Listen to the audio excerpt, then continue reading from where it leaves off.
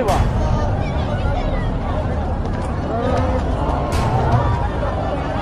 あそこ一番浅いから来んの。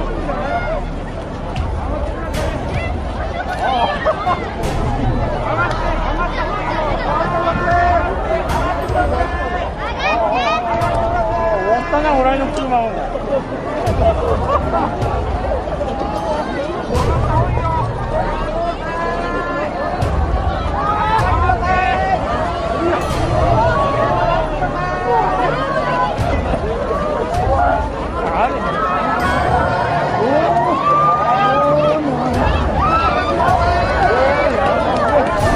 やべえ、終わった。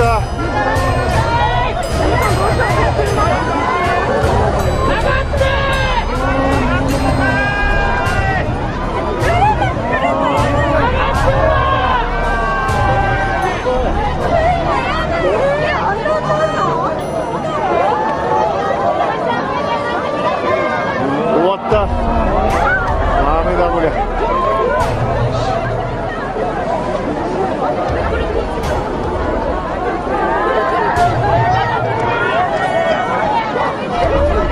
あれこっちまで来んねえこれ。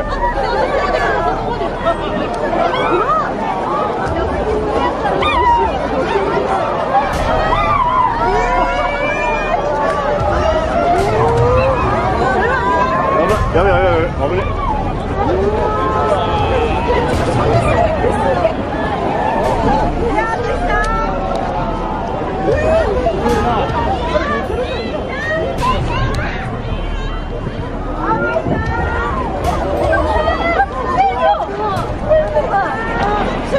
あー、すごい。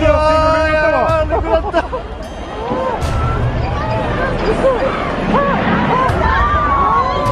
What virtually the entire scientific community understands is climate change is real. Climate change is caused by human activity. Climate change is already causing devastating problems, as you well know, in California, here in this country, and all over the world. And here is what is really scary, and we had better listen to them. What the scientists are also telling us, if we do not get our act together boldly and in the very short future, what we're going to be seeing is more drought, more flooding, more extreme weather disturbances, more acidification of the ocean, more rising sea levels, and more international conflict as people around the world fight over limited natural resources. We have a moral responsibility as custodians of this planet to make sure that we leave this planet in a way that is healthy.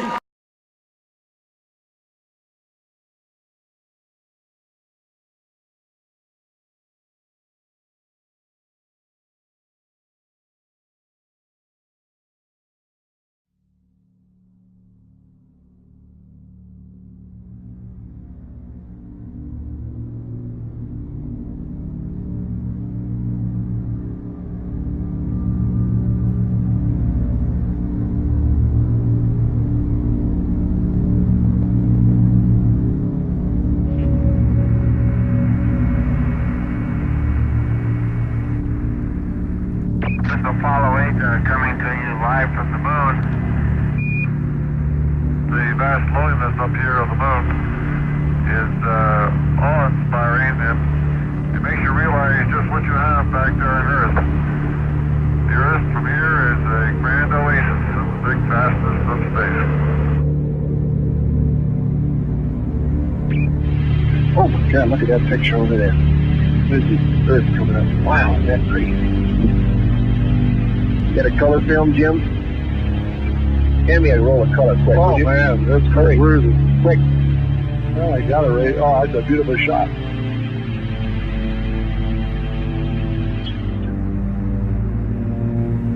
From the crew of Apollo 8, we close with good night, good luck, and God bless all of you on the good Earth.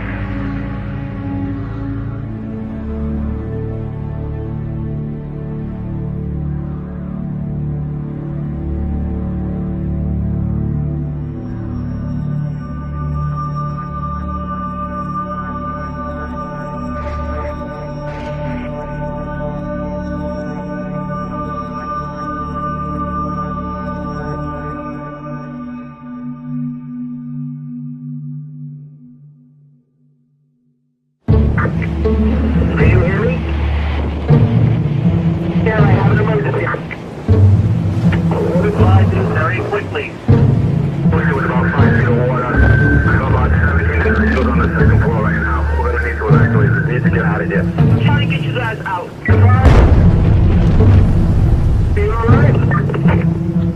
You okay?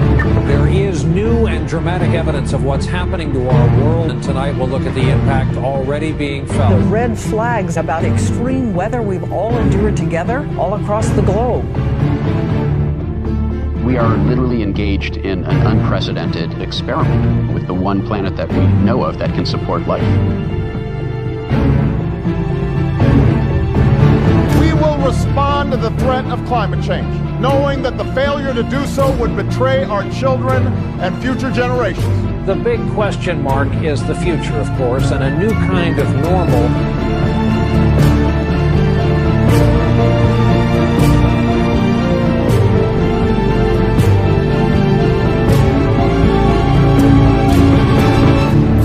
Gearing up for the UN-hosted Climate Change Summit in New York. UN Secretary General Ban Ki-moon will host the summit. I will convene a climate summit for leaders at the highest level. I urge political leaders of the world to prioritize their political energy on climate change. We have to get serious about bringing real commitments to the table for that summit. If things go business as usual, we will not live, we will die.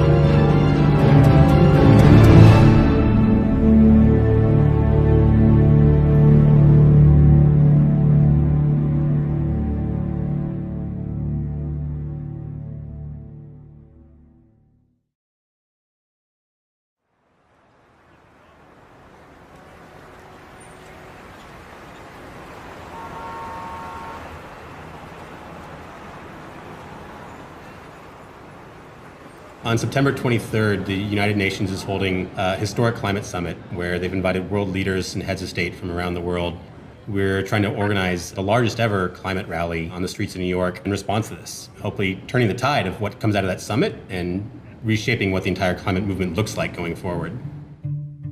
Climate tipping points are scary, but if we stay connected to each other, we can build the largest climate mobilization in history. We'll have power to create the movement tipping point on climate change, the one that takes our leaders from this place of inaction and puts them on a journey towards saving the planet. All of the big social movements in history have had people in the streets. Women's voting rights, civil rights movement, and even more recently on climate issues, our big successes have happened when people left their homes and went out into the streets. This is a bigger fight than, in fact, has ever been won. It's not that we need to save the Earth. We need to save the systems that make the Earth compatible with human existence and the existence of other life forms. This is the fight of our time, but none of us should exactly have to be activists about all this. In a rational world, the fact that scientists had said the worst thing on Earth is happening now, and here's what you can do to stop it, that would have been enough to push our systems into action.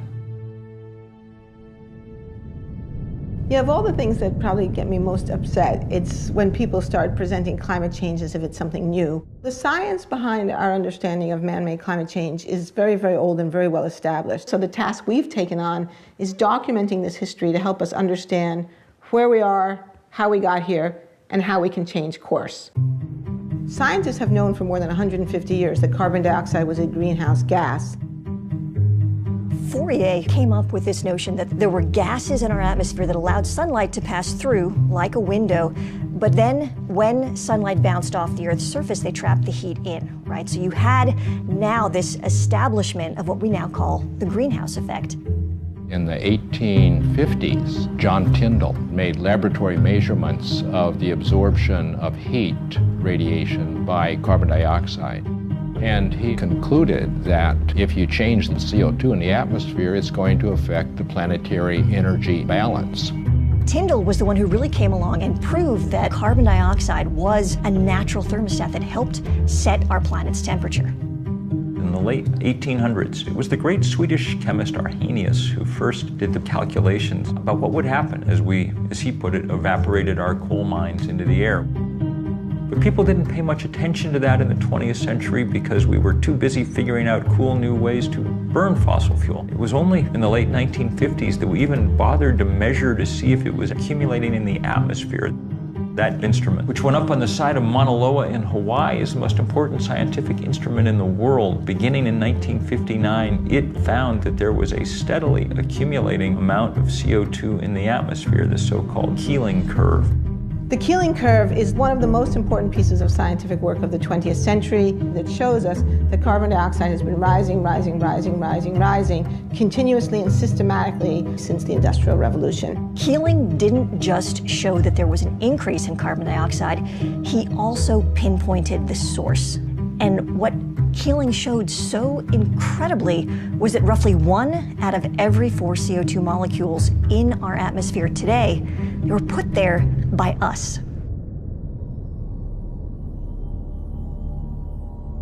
Just a year ago, we passed 400 parts per million of carbon dioxide in the atmosphere. Now, the pre-industrial level was about 280 parts per million. So human society in the industrial era has raised the level of CO2 in the atmosphere by about 40%, and many people fear that before we're done, we're going to double it or even triple it. We're pumping CO2 into the atmosphere at a speed which we have never seen before in modern human history. We are absolutely racing into uncharted territory. In our lifetime, human beings left behind the Holocene, this 10,000-year period of benign climatic stability that coincides with the rise of human civilization. We have crossed a great threshold, and we stand on the edge of others. I remember when the Weather Channel was this kind of like nice, sleepy little station. Now it's like a horror show. The climate is being disrupted. That's not for next year or 1,000 years from now. That's happening right now. What all climate scientists will agree on is that the entire atmosphere has changed. All the atmospheric dynamics have changed. So every event that happens now is in the context of climate change, is different from how it would have been.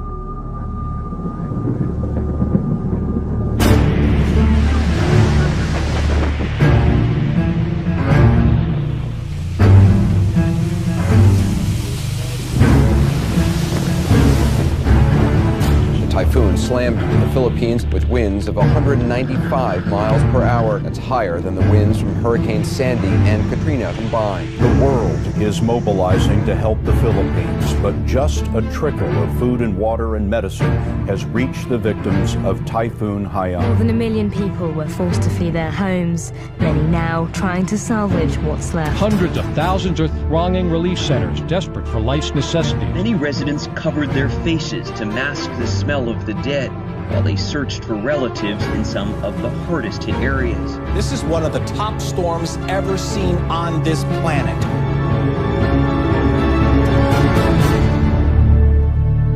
Mr. President, Your Excellency, what my country is going through as a result of this extreme climate event is madness. Super Typhoon Haiyan made landfall in my own family's hometown.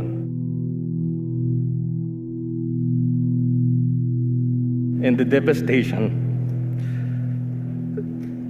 is staggering.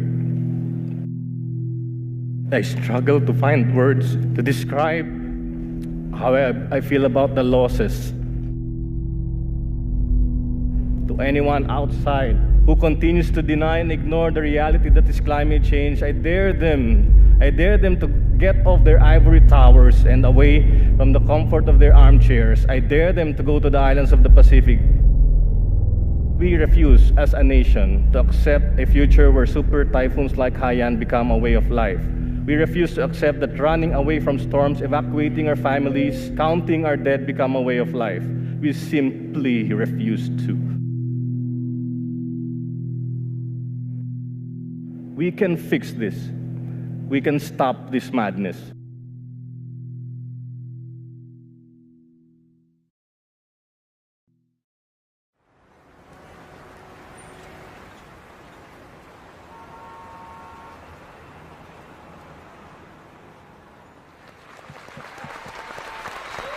Hello, hello, hello.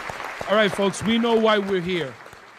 We have 80 days starting tomorrow to pull off the largest climate march in history. It's really important for folks to remember that although climate change affects everyone, the impacts are not evenly distributed. And we're asking each one of these breakout groups, prioritize people of color, folks, because this is real, it's disproportionate, and it's time to bring it. They need to act on a binding global agreement to reduce greenhouse gases. We can do that and create jobs at the same time. Part of what we're doing is moving people from fossil fuels to the solutions and also presenting them with economic opportunities around the solution. The idea of who's going to be leading this march are the people in this room. This environmental issue is the singular issue of our time, of our day, that will determine how we live, where we live, and if we live. The most important tool that we have is our people power. There are already 325 groups, and that list is going to grow every single day. Whatever you're thinking about doing to help build this mobilization, rethink it and make it bigger, make it bolder. Our job is to make sure everybody hears about it, and then they'll get there. They'll get there. That's our job.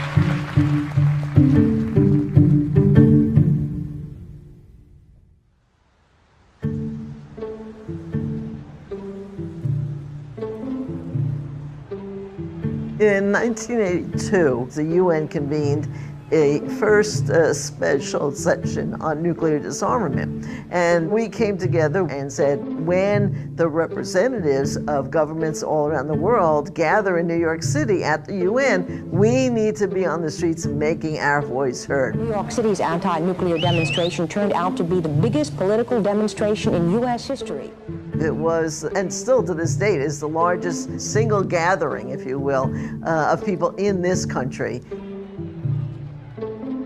I think there was one computer in the office. Everything else was by phone and this thing we called the mail. We now call it a snail mail, whatever. But there was something about that reality that we didn't have the technology that we now have that actually forced people to talk directly to each other. We have real peace with real justice. We will not go home and be quiet. We will go home and organize. One of the really interesting things about that demonstration is that some 600 local groups were formed, and many of those groups lasted for years afterwards. To me, the real power of that day was the organizing experience that led up to it, and then the organizing that came out of it.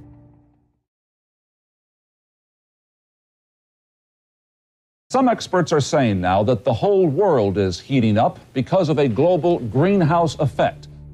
Scientists had been saying for a long time that climate change might occur, but 1988 is the year when Jim Hansen and his team at NASA say, both in the scientific peer-reviewed literature and in public, that it's actually happening. The changes in atmospheric composition that humans were making was going to have a big impact on the Earth's climate. The greenhouse effect has been detected, and it is changing our climate now.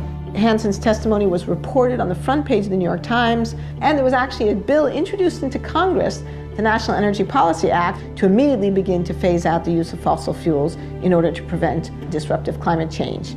And of course, that was supported by the creation of the IPCC, the Intergovernmental Panel on Climate Change, that year. So there was political momentum, there was scientific momentum, there was strong scientific evidence, there was media attention, and then the whole thing kind of fell apart. The Earth Summit, a 12-day, 178-nation conference on the environment, began today in Rio de Janeiro. Battle lines are already drawn between the haves and the have-nots. So far, all the agreements are non-binding, requiring no specific action on the environment. As time has gone on, the scientific warnings keep intensifying, and yet there has been no effective political response. All political efforts to get a handle on this issue have essentially failed. I am the one that is burdened with finding the balance between sound environmental practice on the one hand and jobs for American families on the other. The agreement hammered out in Kyoto, Japan, requires industrialized nations to make substantial cuts in greenhouse gas emissions. The United States actually never ratified the Kyoto Protocol, which is one reason it didn't work. President Bush ignited a storm of controversy when he decided to abandon the Kyoto Protocol, which sets caps on the emissions of greenhouse gases in developed nations. For nearly 2 weeks, the U.S. delegation had blocked proposal after proposal, draft after draft, refusing to even discuss mandatory cuts in greenhouse emissions.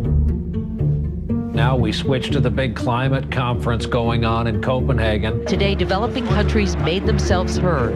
People are dying.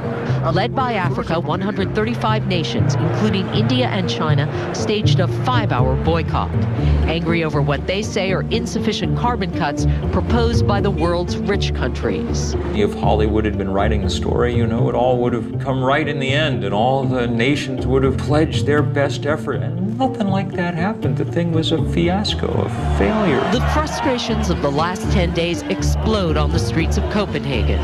Outside the Bella Center, where negotiators still haven't reached a climate agreement, 2,500 protesters try to storm the hall to make an impact. Nothing happened because the fossil fuel industry was still strong enough to scare nations into avoiding the issue. What happened in Copenhagen for a lot of people was this realization no leader was coming to save us. We have to be strong enough to scare our national leaders into doing the right thing in New York City in September. If we can demonstrate that, then better things will happen in Paris than happened in Copenhagen. These things are not separate moments in time. This is all part of one string, and what we're fighting towards in Paris is highly dependent on what happens in September. This is going to have to be the fight of our lives.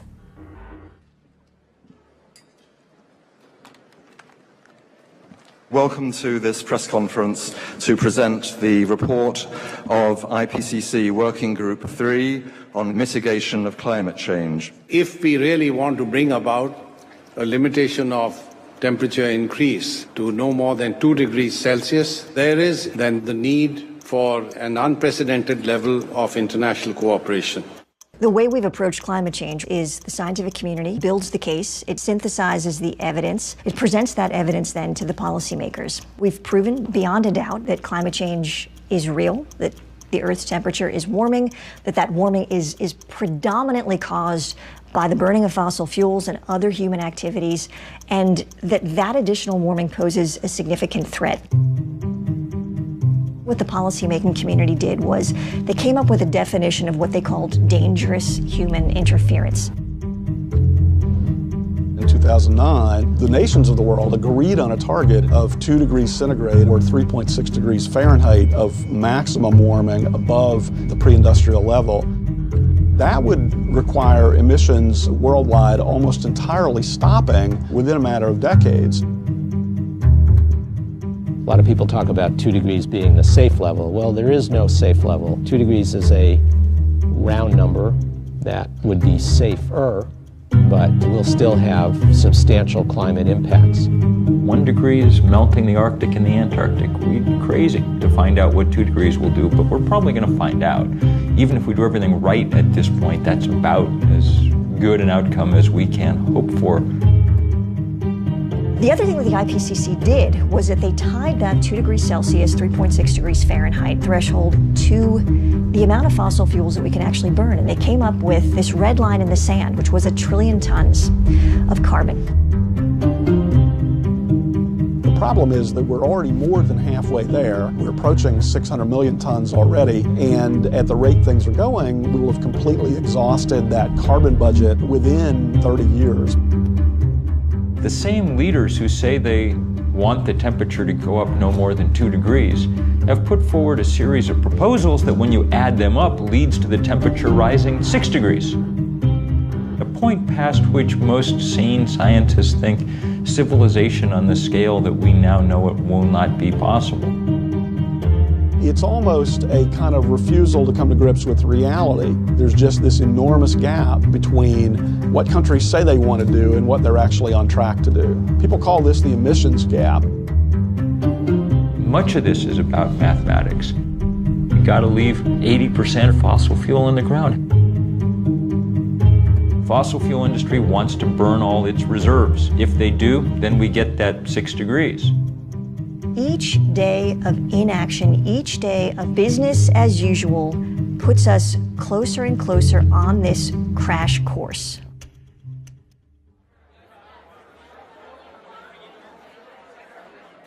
We're 2 months out from this demo.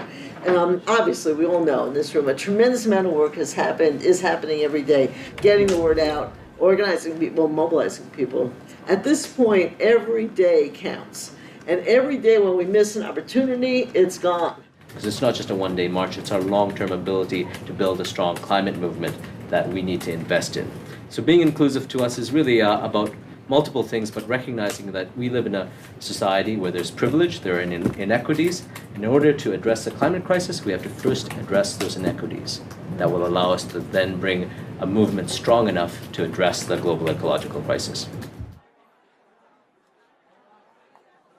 If you think for a second about this, there was this just layer of stuff under the ground, got put there at a specific time in a specific way, and it just captured millennia of solar energy.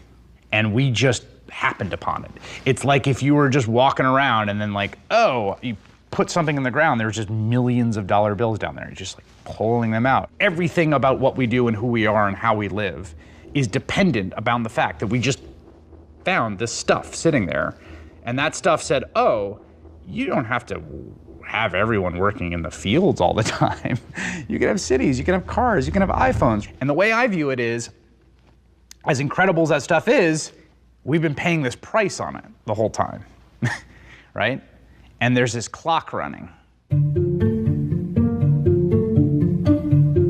The classic market failure is negative environmental externalities. That's just jargon for you're not paying the full costs of the fossil fuels that you burn. The racket that the fossil fuel industry has run is to take costs of its product and export them to the public. Think about, the litany of impacts from sea level rise, ocean acidification, the collapse of ecosystems that we rely on for food, water availability. These things are really expensive. When you have huge wildfires, it costs a lot of money. All of those costs are being dumped onto us as a society and not being paid by people who are polluting. These big, massive polluters get to dump megatons of carbon in the atmosphere for free. You can't pollute for free. If you litter, you get a fine. That makes coal and oil and other fossil fuels more competitive against solar and wind and other sources than they deserve to be. Behind the environmental problems that carbon pollution causes and behind the economic problems is a political problem that a very small group of very powerful special interests have exerted very rough control over the political establishment. We're up against the fossil fuel lobby that has complete access to the political class and the ability to bribe through legal means and blackmail through the use of attack ads and so on. Even people who oppose them have trouble opposing them too strongly because they're in some ways economically dependent on them. Right now, we have a monopoly control by big carbon polluters. They grant themselves subsidy after subsidy. Think about this. How much money does the Pentagon spend helping big private oil companies get their for-profit products from the Middle East here? About half the Pentagon's budget is just helping Chevron and Shell and Exxon get their for-profit product here. What if they had to pay for that service? How much would gas cost then? Plus, they also get all kind of tax breaks and other kind of loopholes. They're in a system based on a grow or die ethic. But rather than respond to the climate crisis by scaling back, they're doubling down through fracking, through tar sands oil, through coal exports, mountaintop removal. They have become more brazen. It's a rogue industry. It's an industry whose business plan is followed to the letter will wreck the planet. Once you know that, then you know that these are now illegitimate business plans. We have to figure out how to disassociate ourselves with them. And that is beginning to happen all over the world.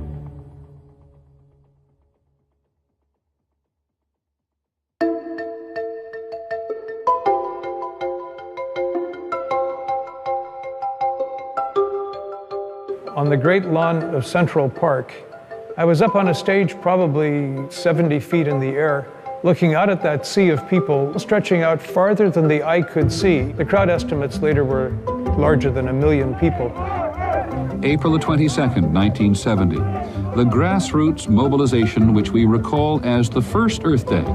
20 million Americans called away from their jobs and their classes into the streets of their communities. When Nixon was looking at television at these huge crowds in city after city after city across the country, he apparently muttered to Ehrlichman, man, a lot of those people have got to be Republican. And Republicans needed him to do something for them on this issue, he felt, and it was Nixon, arguably one of the most anti-environmental presidents in American history, who felt compelled to sign the Clean Air Act. I think the things that we've been doing to date are a reason to give us a little bit of hope. We've seen a degree of responsiveness on the part of now of the House of Representatives and on the part of the U.S. Senate. In a matter of 3 years, we passed the Clean Air Act, the Clean Water Act, the Safe Drinking Water Act, the Endangered Species Act, the Marine Mammal Protection Act, National Environmental Policy Act, the Environmental Education Act, Superfund. I'd go so far as to say that with the possible exception of the New Deal, it was the most fundamental restructuring of the ground rules of the American economic system that the nation has experienced.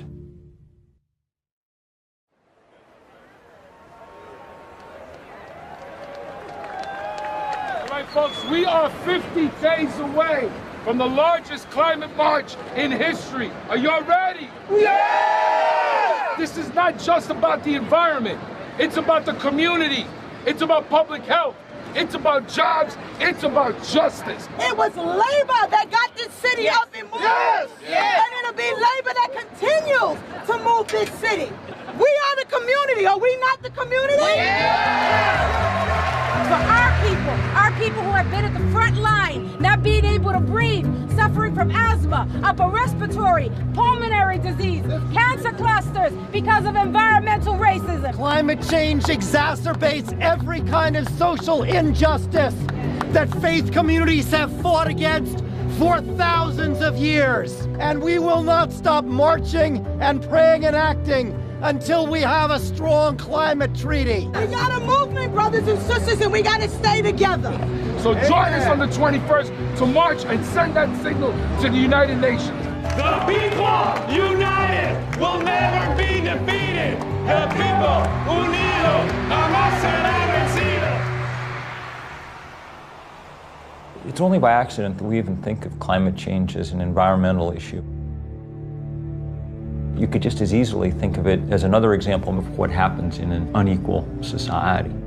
The people who've contributed the least to climate change and who've benefited the least from the use of fossil fuel are the first people to feel the effects. People in the poorest parts of the world suffer enormously already and will suffer enormously more as the century wears on. Climate disruption is a social justice issue. Who gets hit first and worst every time there's one of these weather disasters? It's low-income people, it's people of color, it's people who can't get out of harm's way, and people who can't bounce back easily because they don't have the money or the social standing or the political connections. Our communities are disproportionately impacted.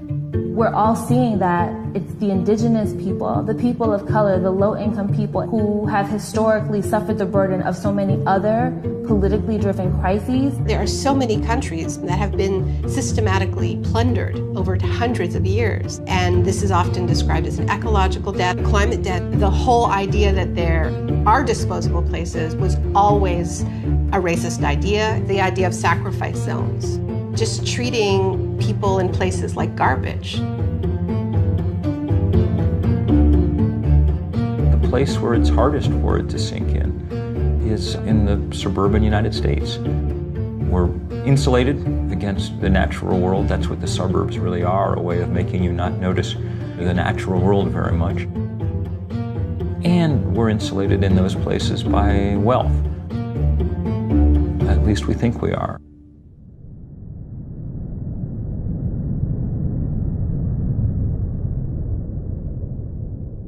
Scientists are screaming from the rooftops about us avoiding going over a 2-degree rise in the temperature of the planet. Why are they so worried about that? If we go over that amount of warming, there are feedback loops in our ecosystems, tipping points that climate change could spin out of control, and it happens like that. There are switches that can be tripped where suddenly you are in brand new territory and you don't even begin to know what to do about it. This is not a linear kind of problem that we're dealing with. This is very much an exponential kind of problem. Right now, we're on the edge of 3 major tipping points. The first one is the Arctic ice cap.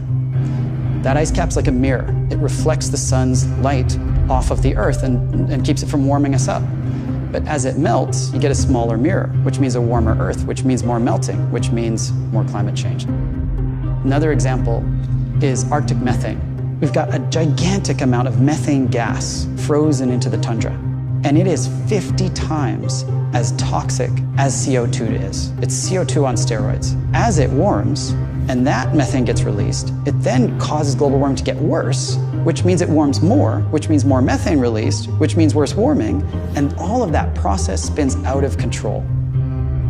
Another example of a tipping point is ocean acidification. As you get more CO2 in the atmosphere, a lot of it actually is going into our oceans. And a lot of stuff, like plankton, can't live in that kind of acidified water. And plankton is the basis of the food chain. If the plankton die, we lose the whole ocean ecosystem. These kinds of feedback loops and tipping points are what keep me up at night, that we will hit one before we're able to turn things around. Even if we went cold turkey today because of the time lags in our climate system, we've already signed up for things that we can't see yet. We live in a razor-thin livable universe. Just a few kilometers below my feet, it's too hot to live. Just a few kilometers above my head, the air is too thin to breathe. It's not about a few more droughts and a few more storms. It's about a catastrophic shift in this fragile balance of our biosphere that threatens everything we love.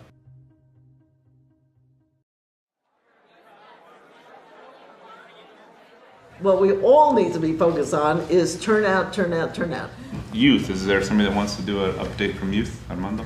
So just a quick list of things I wanted to go over. Obviously, a lot of the folks who are working on the youth stuff are at the Climate Justice Youth Leadership Summit. There's a lot of organizing going on right now there for the People's Climate March, so a lot of people who may not have been plugged in already are getting informed about it, and the people who already are informed about it are getting even more people fired up about it. There's a lot of things that we pay attention to, that we focus on, that are fun, but they are short-lived and they are not for the betterment of us. We have to reprioritize what's important to us. Our environment isn't just ice caps melting in Antarctica. We're the ones who face the problems day to day. If you're breathing in smog or your little brother has asthma, that's environmental injustice. And those are things that we have the power to push back on. Imagine being the person who changes the face of climate change so that we don't have to deal with those impacts every day. So on September 21st, we're gonna march for climate justice. So who's with us? Come on,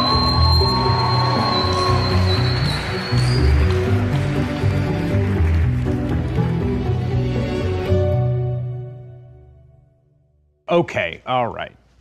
Yes, we pull the fossil fuels out of the ground, we put them in the incinerator, they put the carbon in the sky, it warms the earth, lots of bad stuff's gonna happen, heat waves, extreme weather, floods.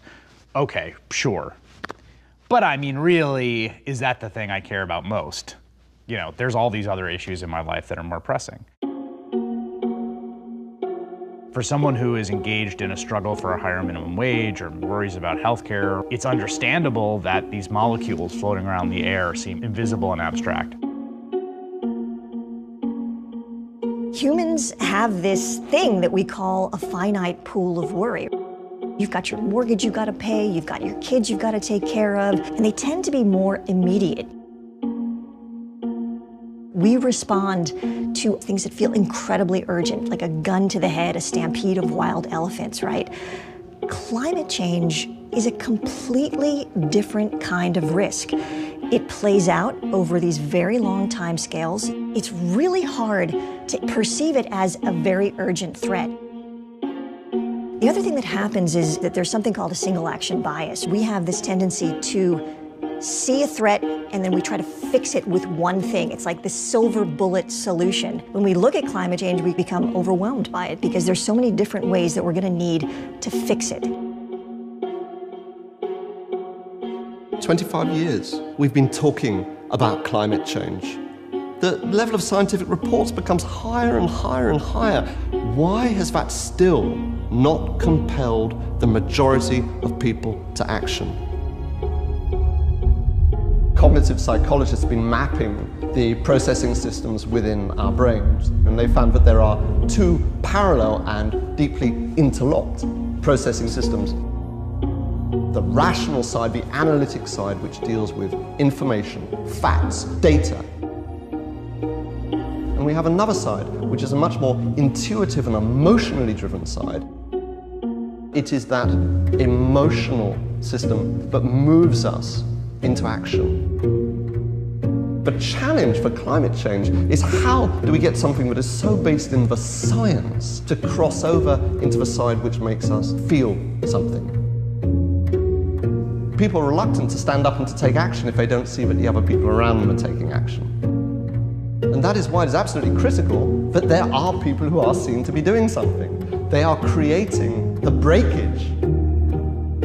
Climate change is strangely, maybe uniquely problematic because not only are we all bystanders, we're also perpetrators, actively contributing to the thing. If we recognize the problem, we become morally compelled to take action on it. There is a fundamental tipping point at which that has to happen.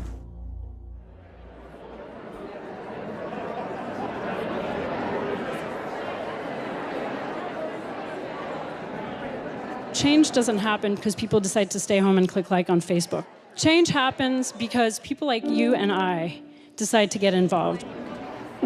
We didn't want to leave it to world leaders. Their track record is not very good in dealing with this question.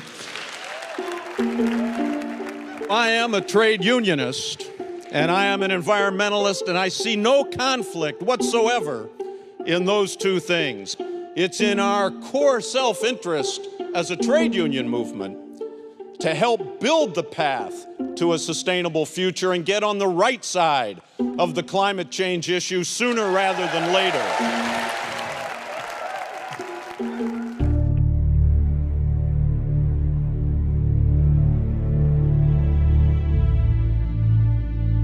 Normally it takes a long time to switch energy sources, 50, 60 years to go from wood to coal, coal to oil and gas. We lack 50, 60 years. The reason we want to get off of fossil fuels now is because we have to protect our way of life. We need a vision for what the post-carbon economy looks like that is inspiring enough and delivers enough in terms of jobs, in terms of new opportunities, in terms of better health. It has to be exciting. There are many more jobs available to people who are going to be building wind turbines, retrofitting houses so they waste less energy. Solar panels have to be installed by a person. That person has to go to your home. There's no way to outsource putting that solar panel onto a roof.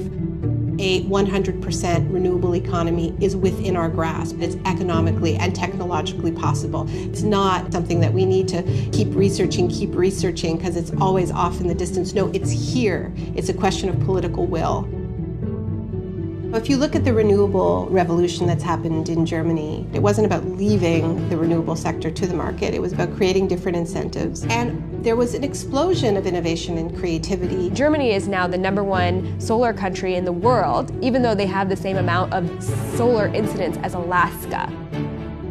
Can we do it? Can we take the power that has been highly centralized and highly focused and controlled by very few hands, and it is not an accident that very few hands controlling power in the sense of electricity leads to very few hands controlling power in the sense of political power. We are going to try a global experiment that is going to be the most difficult thing human beings have ever done, which is to rip those two apart, which means we are democratizing power in both senses of the word. The real question is, are we gonna scrape the bottom of the barrel for the last polycarbons on Earth, to burn them too? Or can we actually show some restraint, which we ask our children to do? Don't eat the last 17 marshmallows. Can you just show some restraint and choose a wiser course? A Canadian company called TransCanada wants to build the Keystone XL pipeline. The $13 billion system would carry crude oil from the so-called tar sands region in Alberta to Houston, Texas for refining. The Keystone XL pipeline has become a huge focus of controversy. The tar sands oil is particularly dirty, it's particularly carbon intensive. An estimated 2,000 environmental activists from across the continent plan to gather in Washington, D.C. to launch a 2-week protest. It has become a symbol to both sides in this debate, where the people who want further development of fossil fuels see getting Keystone through as core to their strategy, and on the other side, the climate activists see it as a symbolic fight that they have to win. I'm here as a Nebraska citizen and landowner. I am on the advisory board of the Center for Health and the Global Environment at Harvard I'm an Medical evangelical School. Christian. I'm a proud member of the Transport Workers Union of America. You know what's so fascinating about this whole Keystone thing is that was supposed to be a wedge, and instead it's been turned upside down. Now it's actually a base that is lining up constituency after constituency. Today we act! Today we send a message to them and everybody else. We are taking back our futures! Something extraordinary and unexpected has backfired out of the ambition of the fossil fuel companies. They've built a movement by mistake. If you are going to be risking arrest, you're going to be lining up over here. One of the tools that came into play was peaceful civil disobedience to show the moral urgency of these problems, that this was the crisis of our time. I saw a story in one of the trade publications, the oil industry, not long ago, and they said, we're never going to get to build another pipeline in peace again. And I hope they're right.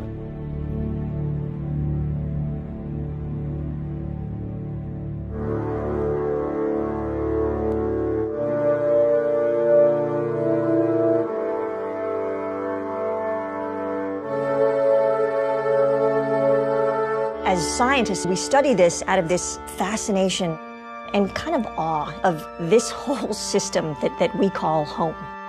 We are on this planet that is so perfectly built to sustain life. We got so lucky. And then you begin to think, what do you do with this knowledge, this unbearable, incredibly depressing knowledge that the decision to burn fossil fuels was a decision that had tremendous downside risks that we didn't realize immediately.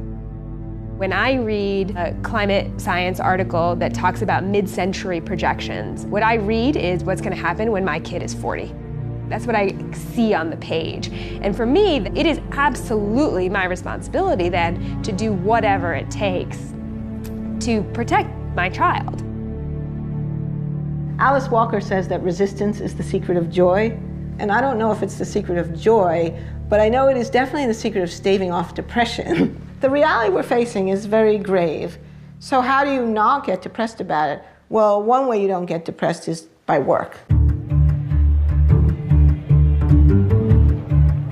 Things change for lots of different reasons. There's all kinds of dynamics, but one central element is people being in the streets. All of us must stand up together and say, no more. We live in a culture that doesn't tell us our own history, doesn't tell us the history of social movement wins. And the times in our past when masses of people have taken the wheel of history and turned it. It was only 1% of Americans that ever took part in a civil rights demonstration, but they were able to change our society enough to stand up to those powers that be. I think this march will go down as one of the greatest, if not the greatest, demonstrations for freedom and human dignity ever held in the United States.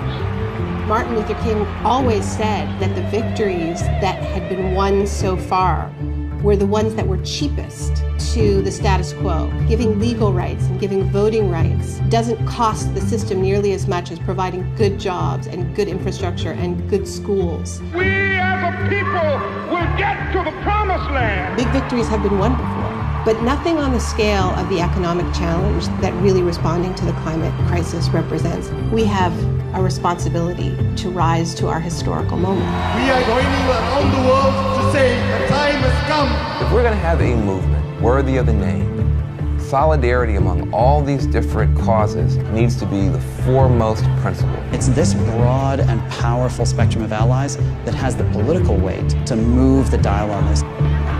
There's a tipping point coming where the online movements are going to move offline. If we can just push this to a point where there is a social tipping point, we really can move forward on this issue. We will not be stopped. Take action right now. This is the issue I will vote on. This is the issue I will give money on. This is the issue that I will scream at the top of my lungs into a bullhorn over. That is what moves politics. The People's Climate March is our chance to show the immense power of people in solidarity. Heads of state are gathering. They need us to say, we demand action. This is the right thing at the right time in the right place. The whole world will be watching.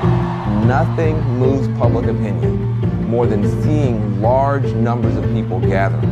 A march is not an end in itself. It is a tool. In my heart of hearts, I know that this People's Climate March in September will serve to deepen this movement.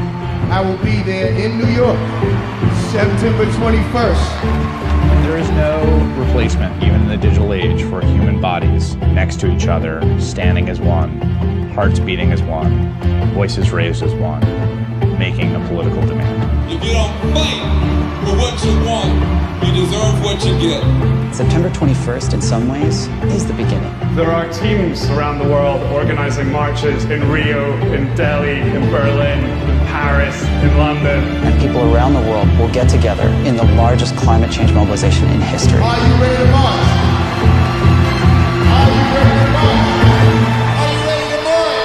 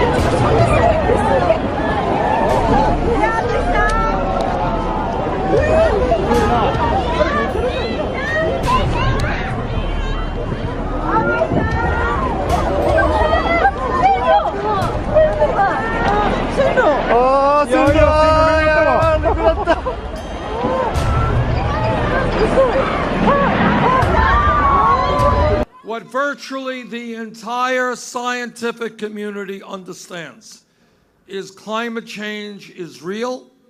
Climate change is caused by human activity. Climate change is already causing devastating problems, as you well know, in California, here in this country and all over the world. And here is what is really scary, and we had better listen to them.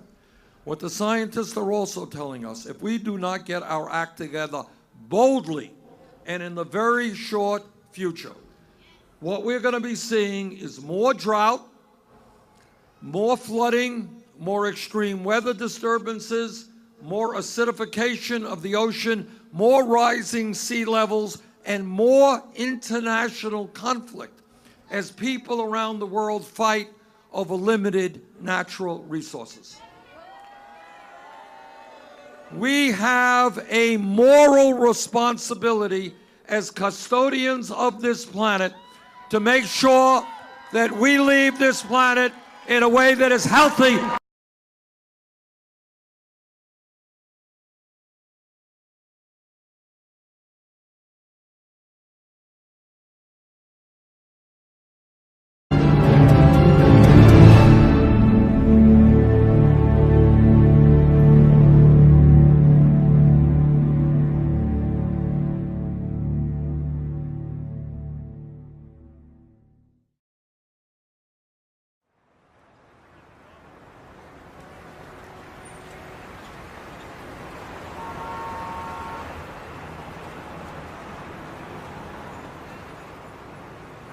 On September 23rd, the United Nations is holding a historic climate summit where they've invited world leaders and heads of state from around the world.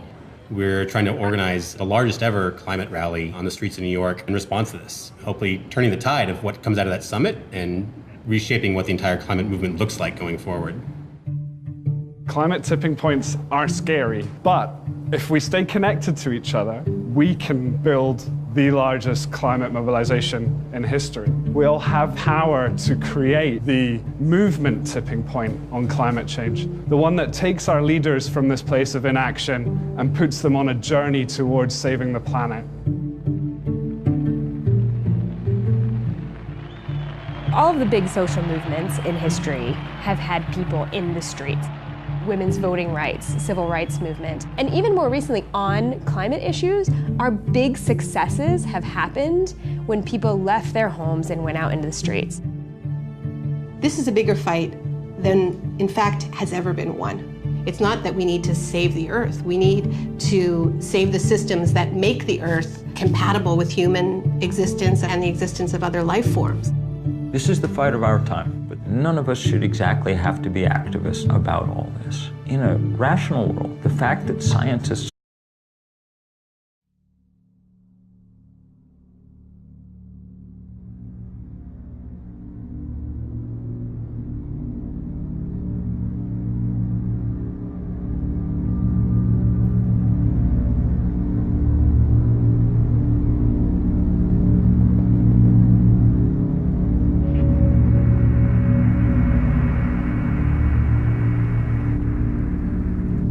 Apollo 8 coming to you live from the moon.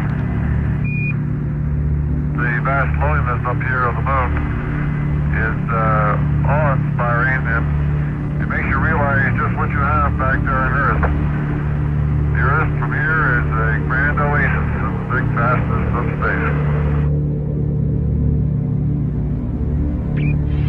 Oh my God, look at that picture over there. There's the Earth coming up. Wow, is that pretty? Get a color film, Jim? Hand me a roll of color quick. Oh man, that's great. Where is it? Quick. Oh, I got it right. Oh, that's a beautiful shot.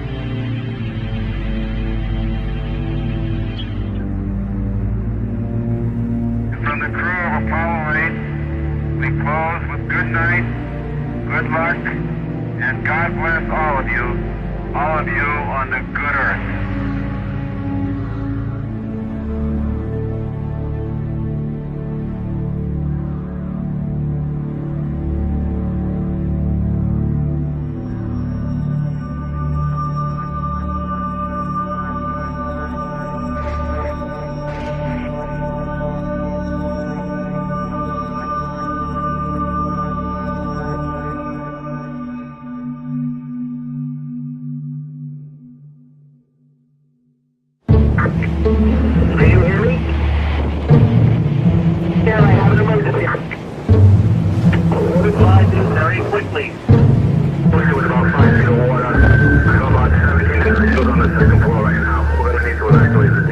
Trying to get you guys out. You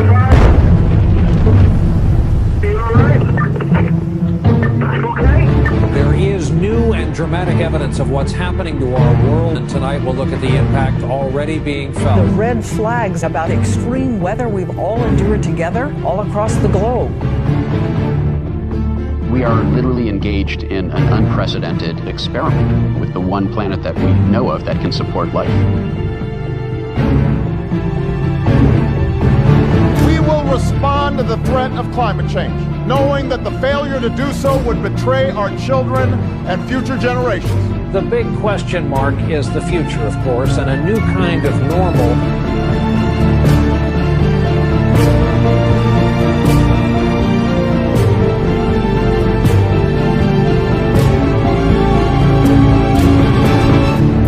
Gearing up for the UN-hosted Climate Change Summit in New York. UN Secretary General Ban Ki-moon will host the summit. I will convene a climate summit for leaders at the highest level. I urge political leaders of the world to prioritize their political energy on climate change. We have to get serious about bringing real commitments to the table for that summit. If things go business as usual, we will not live, we will die.